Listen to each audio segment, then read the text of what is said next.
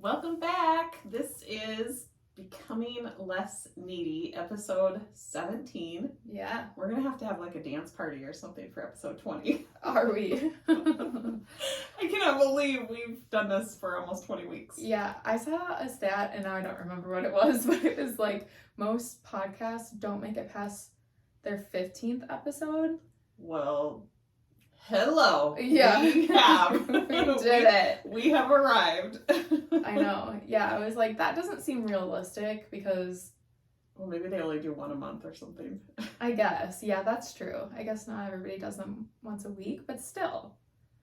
Like 15 doesn't seem like that much. Yeah, and these are probably people that actually put a lot of money into the production and the time. Yeah. Neither of those things we do, so... Money? No. Time? Yes. True, you do spend a lot of time. Yeah, but... So, I'm excited to talk about this. Me too. But before we talk about this topic of becoming less needy, because I'm sure everybody is waiting with bated breath on what does that exactly mean, let's talk about this past week. Okay. Have you seen all the Travis Kelce and Taylor Swift stuff? I have. To be honest, because I still don't know the world of football very well, I didn't even know who he was. I feel like, but she just put him on the map. Yes, she did. Everybody on TikTok is really upset about it. It was what was shocking to me is where it showed up. Like, it was absolutely everywhere. Yeah, the news, all of the like sports, like interviews and stuff. Yeah, they talked about it. Mm-hmm. Yeah, it just kind of goes to show you that there's a little bit of it might have been a slow news day. Yeah, I guess. When the nightly news is actually airing something about Taylor Swift. Or the Swifties are just taking over. Yeah. I mean, I was watching something the other day talking about how she's got a initiative about getting out to vote. Oh. And the difference, when you look at how many fans she has and the difference in the final results of our last election, how she could actually make a very substantial difference. That's crazy. Just by getting her fans out to vote. I didn't even think about that. Yeah, so I thought that was kind of interesting. Yeah, her influence is quite extraordinary. Crazy. Yeah. And I actually love her for that. Like, her music is just okay, but I love the fact that she has very strategically, but yet it seems authentically, created this huge movement. And I think it's, for me, and from a distance, because I obviously don't follow her very closely, but it just seems like it centers on fun and kindness and I don't know, kind of this sense of like freedom to like live the life you want to live and with no apologies. And I like that about her. Yeah. I think it's so funny. The videos on TikTok that are going around on it are like girlfriends like watching football with their boyfriends and being like, isn't it crazy that Taylor Swift put Travis Kelce on the map? And the boyfriends are like irate. They're like, are you kidding me? He's a 2-time Super Bowl champion, best tight end in the league. What are you talking about? She didn't do anything for him. Like, just crazy. Yeah, and they probably by the next Sunday night football or Monday night football game probably won't be a thing anymore. But yeah, right. It got us talking, so that's good. Yeah. And then we have to talk about The Golden Bachelor. Yeah, that is crazy. I have to say, my kids were like, Mom, you're not really going to watch that. I'm like, oh, yes, I am. I don't know if I've missed an episode or a season of The Bachelor. And so I'm certainly not going to start now. And I have to say, it was so stinking cute because, like, the women at the end of the evening, on night one, that was cute. They broke out into a dance party. Like, that has never happened on any of the episodes. Okay, that was cute. Everything else was creepy. Why? Because they're old and there's one lady that showed up in like a nude, like I don't even know what it was, and said, "I'm here in my birthday suit." She's like 80 years joke. old. It was a joke, though. I mean, they tried really hard to be funny. I'll give you that. I just don't think it's going to be a very profitable season for The Bachelor. Well, and I think they know that. I think that this is just kind of a nod to a different, obviously, generation. And they have already collapsed it considerably. There's not as many women. I'm sure it's going to move a lot quicker. Yeah. So, but I suspect that the woman from Minnesota makes it quite far because he was doing commercials here on the Stone Arch Bridge. And I'm like, I mean, any Minnesotan is going to recognize that. Right. And there's a woman from Minnesota, so I'm guessing that that was a matter of convenience of him being here and filming those commercials. So yeah, maybe. We shall see. Yeah, and then their Bachelor in Paradise was on after that. Now, I do not really get into that. I watched that with like half an ear. Yeah. Those episodes are funny, but I haven't watched the last like couple seasons of Bachelor or Bachelorette, so I don't know anybody on it, so it's not that interesting anymore. Yeah, it's really almost hard to swallow, to be honest, because it's it's pretty cringy. Very dramatic. It's kind of ick. Yeah, right. And then what else? The Voice. Oh, The Voice. Really the Voice good. Was so good. Yeah, we have an episode to catch up on, so that's exciting. We do? Yeah. Oh, good. Yeah, it's been really good. I think The Voice has the best talent, for sure, out of all of the singing shows. The Voice definitely gets the best talent, yes. Over American Idol? Yes.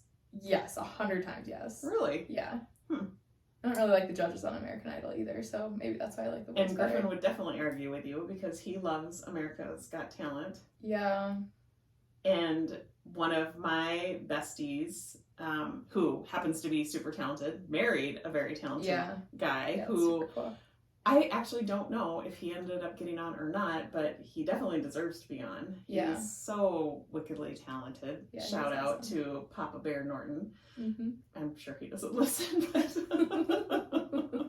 his wife probably doesn't even listen, if we're being honest, but we can put him in the show notes anyways. Yeah, we'll hashtag it and maybe his following will come on over. Yeah. No, but he definitely deserves to be on any of those shows, but we love watching those shows. It's just so crazy to me how talented people are and go their whole life without being noticed or found, or they don't care to really share their talent. They're they just enjoy it. And so some of these people have those kind of stories where they've never ever performed in front of an audience and here they are on The Voice, in front of millions of viewers. It's crazy, but there were some outstanding performances, so that was fun. I think that's it. That concludes our that kind of wraps up our series for all of our shows, I think. Yeah, our reality TV love affair. Yeah. Okay, so let's talk about becoming less needy. All right. And I think it's really interesting because we decided to go that route and talk about how we're becoming less needy, but in reality, we're actually becoming more of what I would like to think of as wanters, like people who are unapologetically living a life based on what, or in pursuit of what we want. We don't justify it. We go after what we decide that we want. And it's a much different mindset, I guess, to live from versus living from a place where your goals are set by what it is you think you need. And I was thinking about this because of, again, the generational differences.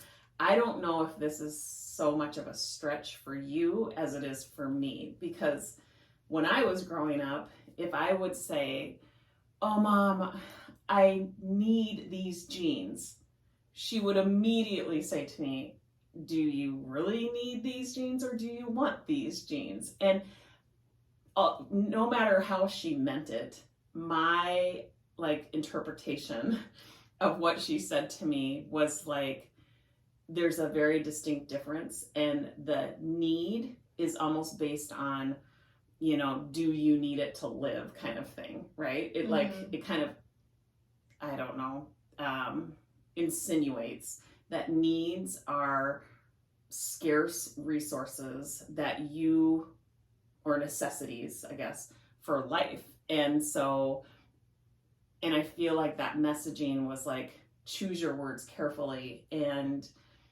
almost a little bit of a shaming tactic for wanting things.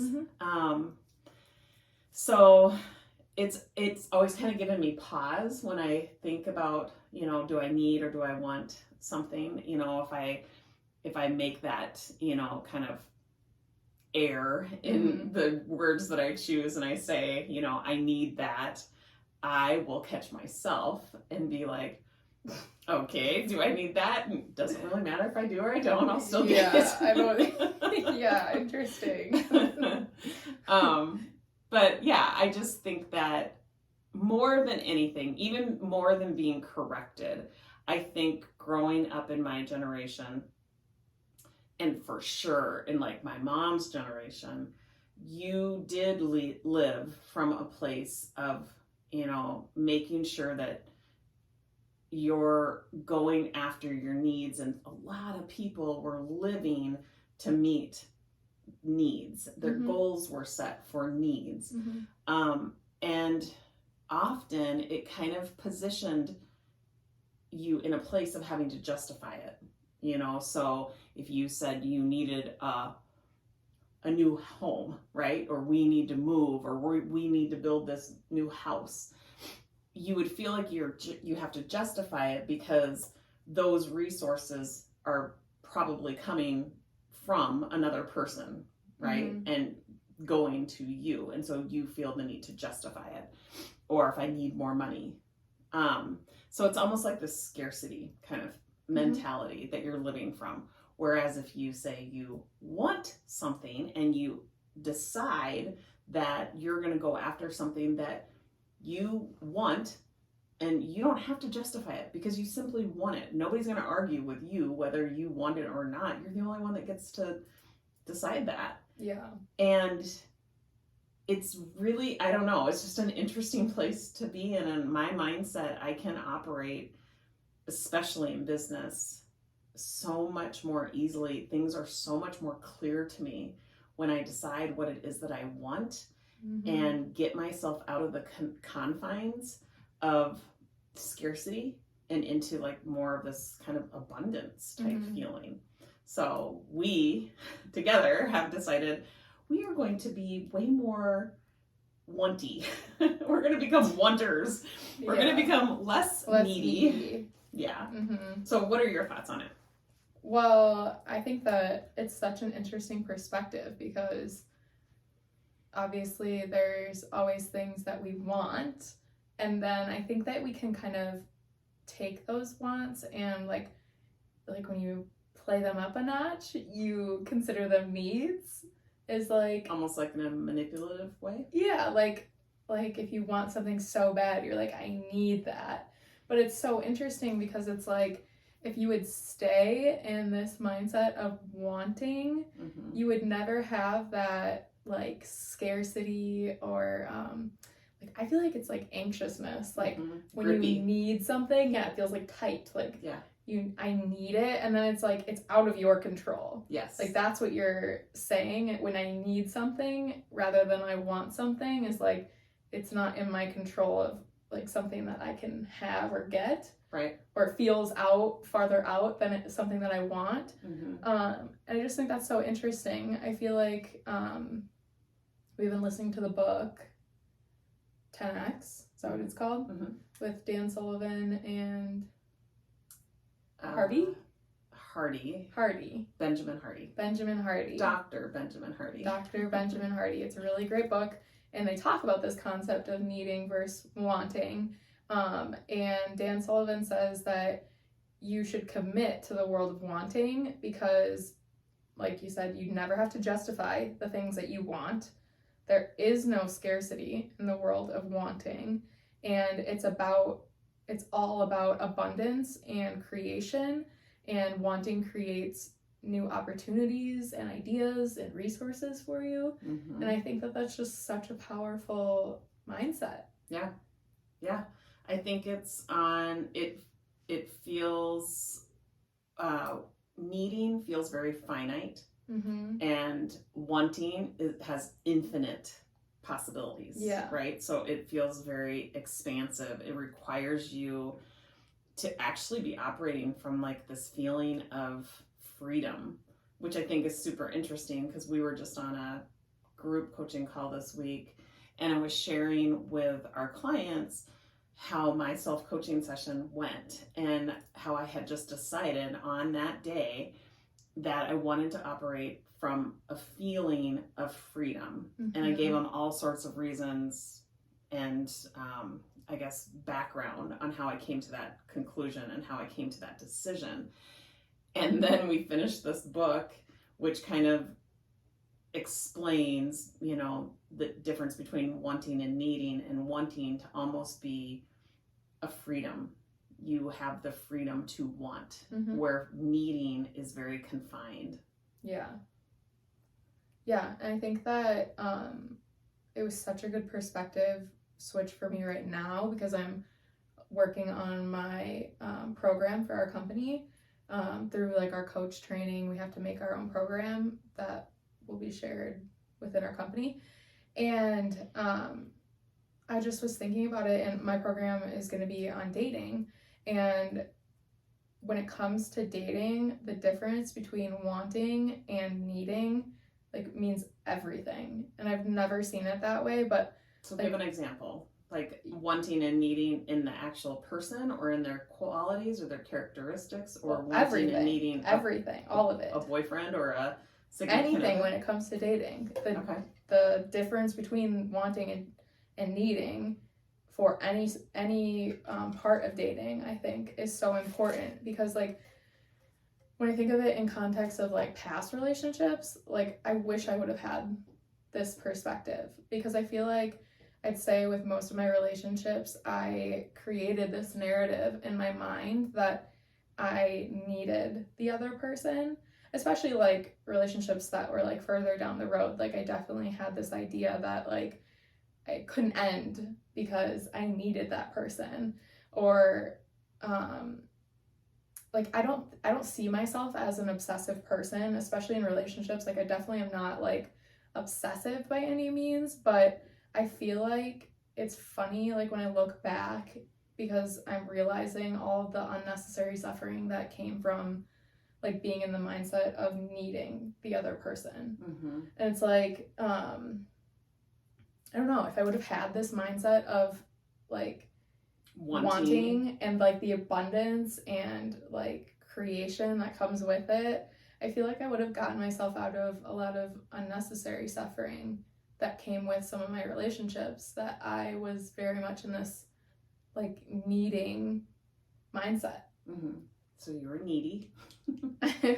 I see, and that's funny too, because when I hear needy, I think of like high maintenance and like obsessive almost, and I definitely don't see myself as a high maintenance person. Like I can be very independent and like take care of myself, but when I get wrapped up in relationships, or like in past relationships, when I've gotten wrapped up in them and like seen the other person as like something I needed all the time, or not even all the time, but like just needed in my life, like it made the end of those relationships so much harder.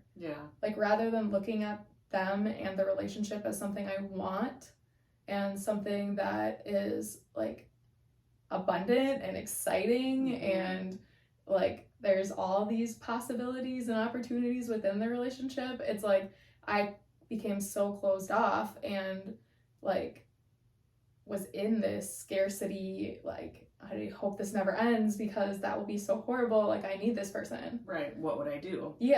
And when you operate from the wants, it requires you to really understand yourself. Right? You can't make a decision about what you want if you don't understand yourself, if you don't really reflect back on what your life experiences have yielded, right? Like you have to better understand yourself in order to even create that desire. Mm-hmm. Whereas when you're in this need space, this needy space, you're very kind of confused. Things are undefined. You don't understand yourself very Mm-hmm. well. So your relationships, you know, they would have probably been different relationships had for sure been operating from this different mindset. Yeah. Not to say, you know, that they should have continued longer than they did or anything like that. Yeah. But it's just so interesting how one person's mindset would have such a significant effect on the relationship as a whole. Mm-hmm. That's why when I'm working with my clients on relationships, it really does only take one person to change the way that they think for the relationship as a whole to change. Mm-hmm. So often this comes up in the context of death or loss. People who are really struggling with the loss of a relationship. Well, the relationship is actually, it only exists in your mind. Mm-hmm. And so the relationship does not have to end. You can continue to actually grow that relationship in your mind. Of course, the person physically isn't here, but the way that you think about them, the way you feel about them, that never has to end. Mm-hmm. And I mean, I think the ironic part about that is that it can continue to grow. So I think, yeah, this is super interesting, and it does require you to really understand yourself mm-hmm. and to break free from kind of the stigma around wanting and almost to embrace it and not be shy about it. Like, feel a sense of freedom to, you know, declare, whether, you know, openly on a podcast or to, you know, somebody you care about or not, right? But to yourself at least. Yeah, for sure. One thing that I've noticed is when I operate from this place of wanting versus needing, the relationships become way more like transformational versus transactional. Mm-hmm. The relationships that I have, especially in the professional arena, they're constantly transforming. They're constantly evolving. I'm in support of helping people with transformations, but I'm constantly transforming as well because I stay in this place of what it is that I want, which keeps me in a highly creative state. It keeps me consistently like creating value and not being afraid to put it out there in the world. I mean, some people would argue that maybe I iterate too much, maybe I change too much, and I will never apologize for that. I just won't. It's like, because I understand the value of, you know, ongoing consistent growth and iteration and innovation. Like, that's literally what creates worlds. So you cannot be ashamed or apologize for that. And I do it 100% out of the desire to add value to the world, specifically to my clients' lives, because I know it's going to help them transform into the person that they want to become. Yeah. When I think about the times that we've been in a mindset of like needing versus wanting within our company, it is like a night and day difference. It's crazy. And it's like, we didn't even realize that that's what we were doing. But like, when we were in a mindset of like needing a certain amount of clients or a certain amount of money. Or a certain amount of clients to show up for a certain call.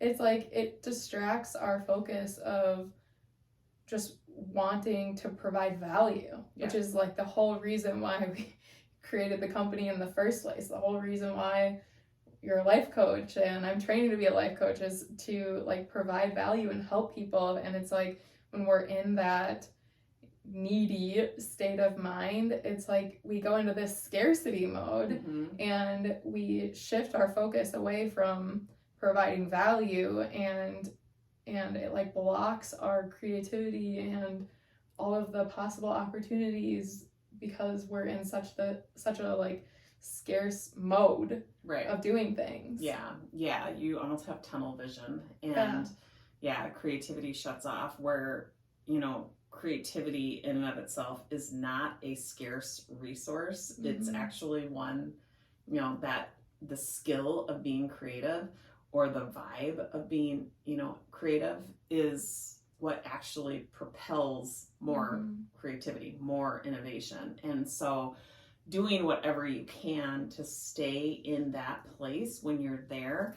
We talk a lot about whether you're operating from your primitive brain or you're operating from your prodigy brain. When you're operating from your prodigy brain, like doctors would call it your prefrontal cortex, but here Self-Made You would call it your prodigy brain, because it truly is the more extraordinary part of your brain. But when you're operating from that place, like, maximize it, leverage it, like tap into the strengths that are only available to you when you are operating from that part of your brain. So that includes empathy, discovery, being able to see beyond, you know, the tunnel vision, like really, you know, looking into the peripherals.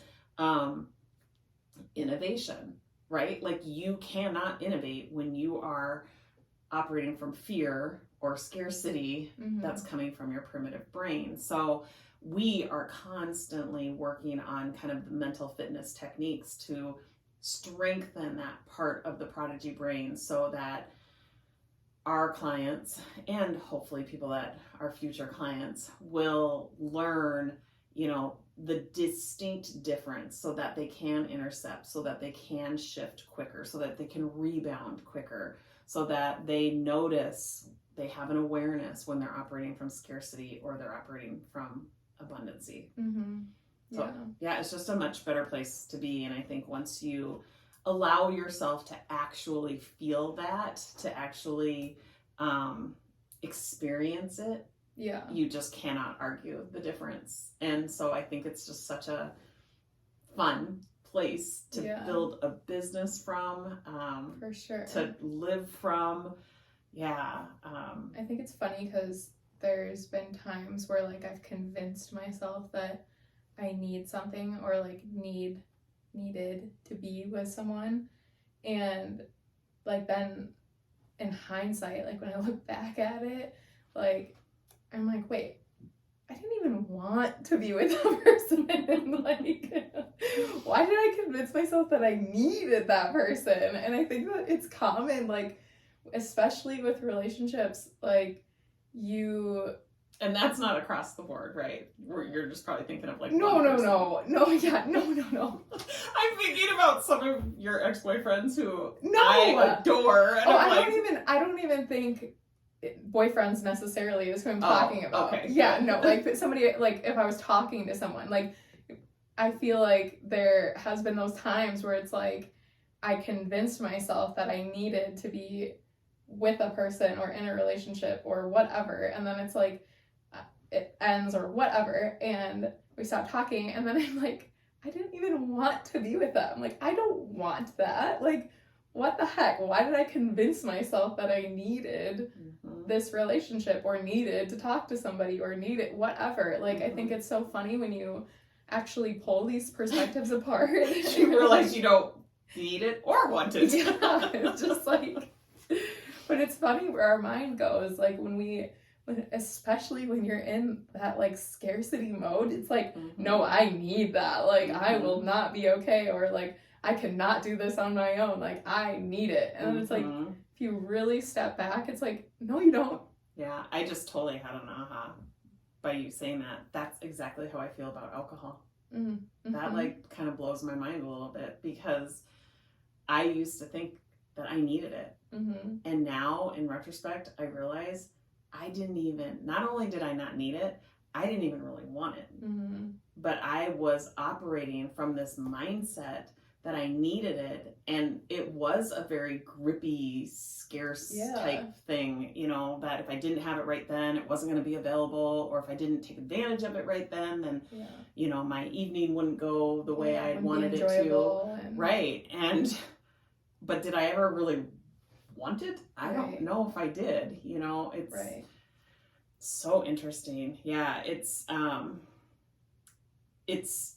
think something else that's very easy to distinguish whether, you know, you're a needer or a wanter is whether you are like externally motivated versus internally motivated. Or are you security driven? That's another one. Like needy people are usually very security driven. They want to make sure that their like needs of being secure are met. Where in the reverse, or alternatively, the wanters are freedom orientated or motivated. We've talked about the scarcity versus abundance mindset. Reactive. So again, if we just kind of think about the primitive brain versus the prodigy brain, because it's quite clear, you know, you can want from the prodigy, very abundant place, but needing feels grippy, and you tend to be more reactive. That's when you're going to have those like knee-jerk reactions. You're going to lash out, you're going to judge, whatever. Whereas wanters are operating more from like a creative, responsive, thoughtful way. If you feel like you're a victim, or if you don't have choice, that often is coming from kind of that needy mindset, where purpose driven is coming from the wanters mindset. Being more of like operating as if you're a byproduct, you know, like things are happening to you. You're a byproduct of this or that, versus things are happening because of you. I think that's more of the wanters mindset, you know, very, very much feeling more in control and taking credit, taking responsibility for all of your results. So yeah, I think that I know the reason why I do what I do is because first and foremost, it changes me as a person. You know, I do look out for myself. Like, I don't know if that's, you know, other people would call that selfish, and it doesn't really matter what other people think, but I do look out for myself and make sure that I am taking care of myself. And then secondly, I know that it impacts me coming from this place of deciding what I want every single day, being intentional, has a huge impact on my family, and of course on my clients, and then on the business. And now we're starting to like really talk abundance, because then exponentially that like kind of vibrates out into the world and has these ripple effects on people we don't even know in the Czech Republic. I was thinking about our friends in the Czech Republic today as I was looking outside. So it's because it is a beautiful fall day, right? It's bright and sunny out here. And whenever it's kind of you're in the transitional days, you know, when you're transitioning from one season to the next, the box elder bugs come out, and they're absolutely disgusting. I swear it's just our house. Like, no, it isn't. I kind of thought that for a minute too, but Dad assures me it's not. I don't think that's right, because it's weird. I say box elder bugs, and my friends are like, what?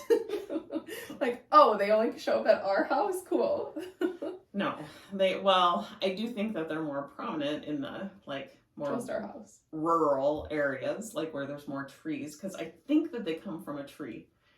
I think there's a box elder tree that they come from. I think you're just making shit up. No. Oh, great. Now you're gonna have to mark this explicit. Way to go.